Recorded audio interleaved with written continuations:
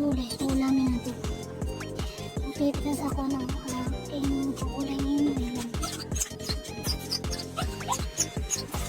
Silaw. Ay! Nabas natin na ha. Nabas ko na yung channel. Ayan, dito lang yun. Akala mo malayo. Dito lang po yun sa atin. Harap yung ating shell. Ano bang problema ni Sisa? Magtitas ka din ng gulay? Ha? Ha? Hindi ako mag-ano sa'yo maglalabas si ano. Kung isa ka pa, si Kuya na maglalabas sa inyo, ha? Si Kuya. Sisa, magpipitas ako ng gulay ang ingay, ha? Tawagin mo si Kuya mo.